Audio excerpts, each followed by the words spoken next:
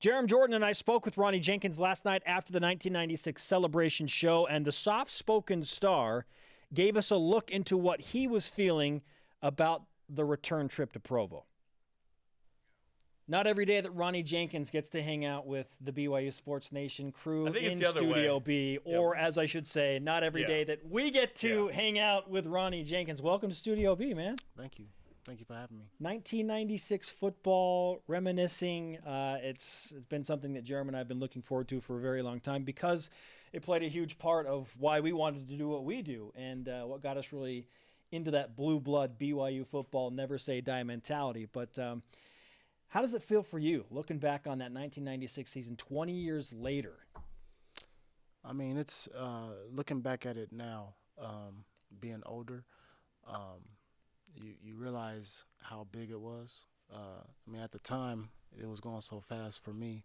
I was a freshman, right out of high school, just soaking everything up. But I learned so much. Just, I didn't come from a winning program in high school. Never really won more than 5 games. Never won a championship.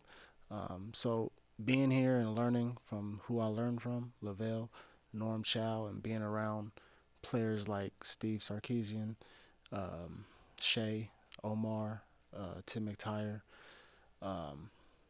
It was a great experience, and I'm lucky that I got a chance to be a big part of that team and share the history we made. James Dye told us that after the 95 season, they said, we need to go out and get guys that can play, really talented. You were one of those guys they brought in, Brian McKenzie and others. What was that like when when BYU went out to try and bring you in to a team that you don't know they're going to go 14-1, but they load up? I mean, I was recruited by most of the top schools in the country. Some of them fell back due to my SAT score the first time I took my test, but BYU didn't. They stuck to it to the end, and the second time I took my test, I got the scores I needed. But and that was one of the reasons why I came. I never didn't follow them that much, to be honest with you. I just knew that they were kind of loyal to me. They always would contact me. They showed me that they wanted me. Lavelle Edwards made me believe that he wanted me at this school. So when I got here, honestly, when I first got here, I ain't gonna lie, I didn't see us doing what we did. I didn't. And I mean, I'm joking, but coming from where I was coming from, my teams consist of a lot of black players, Samoans, and that's what we knew. When I got to BYU, I didn't see a lot of that, so I was like, man, how are we gonna do this? But then once we got on that practice field, I saw a whole different thing. So it taught me just about a team, just a real program. I learned that here. So, at what point did you think we have a really good team? Probably after Texas A&M. I mean, I saw it in practice, but practice is practice. But once we got on that field, looking at Chad Lewis and Itula, I was like, man, I never even seen nothing like that before. Looking at our linemen, never seen anyone that big. John Tate was one of the biggest guys I ever seen in my life. Just after that game, I knew we were something vicious. And then we obviously won the second game, but that Washington game hurt us a lot. But after that, I mean, I just knew we were just sometimes you go into a situation where you're iffy about if the game is close. At some point in that season, we never really thought that we'll lose. Even when the game was close, we just thought we would win. So. It took a while for your freshman rushing record to be broken. I think until 2012 with Jamal Williams, who had a fantastic and has a fantastic career at BYU. What was it about that season that you and Brian McKenzie, neither of which rushed for 1,000 yards, but you combined for like 1,700, to where you guys could be this 1-2 punch? I mean, I think it was just a combination of Brian was a bigger back. Yeah, he was still fast. A lot of people don't know that he was pretty fast.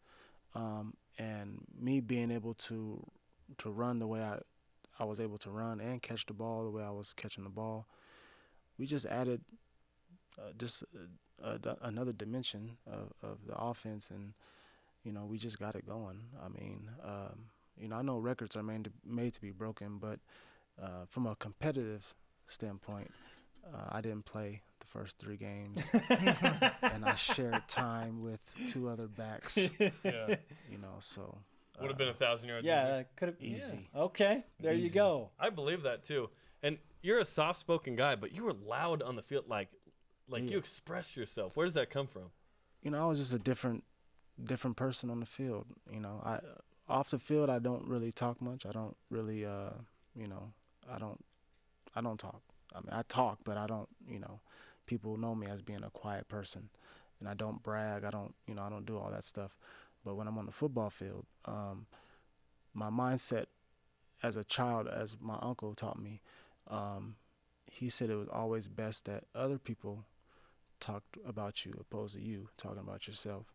So I kind of, in a good way, I kind of just wanted to show everything I had on the field so everyone could talk about me and tell me or say how good I was or how great I was. That was my motivation of just practicing hard and just handling my business. But yeah, on the football field, I was ready. Talk trash. I was a small guy, but I wasn't scared of nothing. Brian McKenzie talked about you in the 1996 special that we did on BYUtv, and he said that you ran a 4.140. How fast were you when you were a freshman at BYU?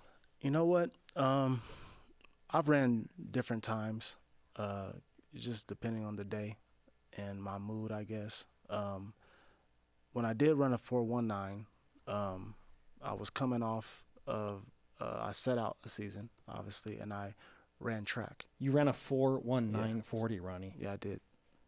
That's ridiculous. Wow. That's how you make it in the NFL for a couple years while being undrafted, right? Yeah. Huh. So that 4.19, I don't know if people know this, but I didn't finish the rate. I didn't finish the 40. I finished it, but I slowed up towards the end because my hamstring was hurting a little bit. You ran a 4.19 with a pulled hamstring at the end? Yeah, towards the end. People don't know that. Kalani knows that, though. Excuse us for being a little taken back at this. That's ridiculous. Chris Johnson thinks that's very fast. Right? It's fast. From what I'm told, it's fast. But I didn't always run times like that. Sometimes 4.3s, Well, since 4.3 is super slow. Yeah. One game that really pops out for me was at Utah. I sat in the Utah student section with an uncle who went to Utah but was a BYU fan. We were donuts were thrown at us before the game. That's just the kind of trials you have to put up with those clowns in that student section. BYU wins that game by 20. You rush for 366, and you have quite the game as well. You rush for 156 on 29 carries. What was it like just to ram the ball down their throat successfully and win by 20 to clinch the division? I mean, for me, at that time, I didn't really know how big the rivalry was. Like I said, I was only a freshman. So I was going into the game wanting to do that anyway. I wanted to have a good game. But as the game got closer, I realized how big it was. There was a lot of trash talking, stuff like that. So I'm getting the sense that this is a huge rivalry. So to go into this game and not even pass that much, to be in a passing school, Sark only passed like 12 times or something like that.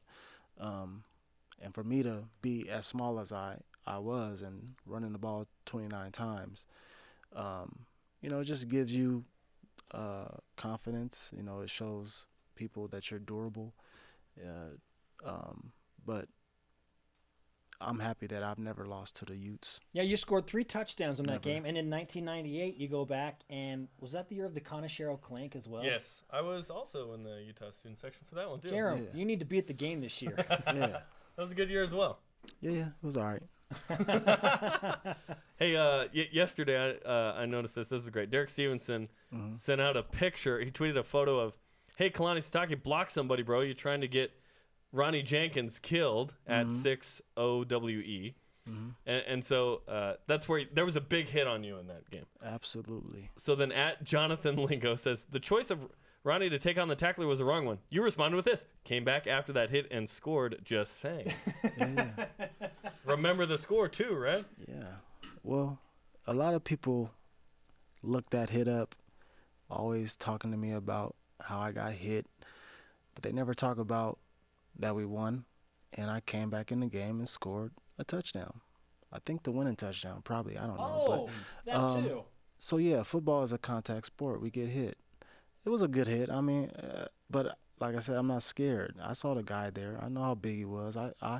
We game planned for this stuff, so I knew who he was.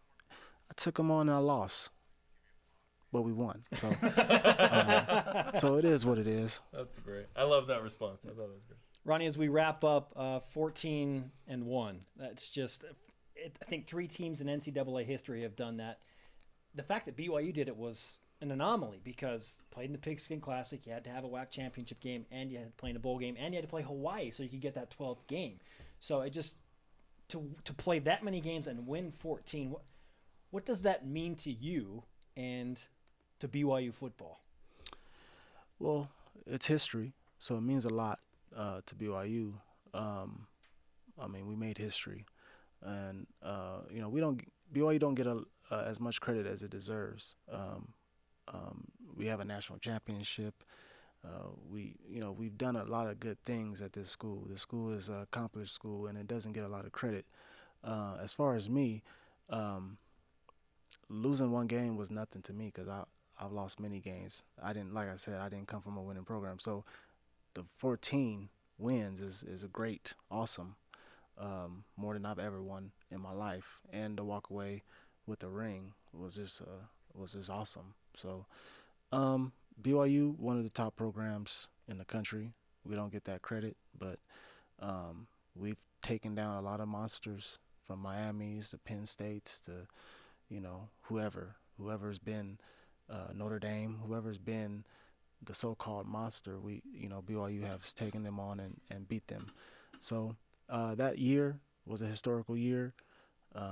We got in our own, and we lost one game, and after that, we went on a streak, and history was made.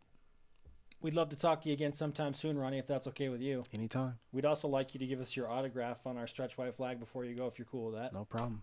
Ronny Jenkins on BYU Sports Station. Thanks so much, Ronnie. No problem. Thank you. How much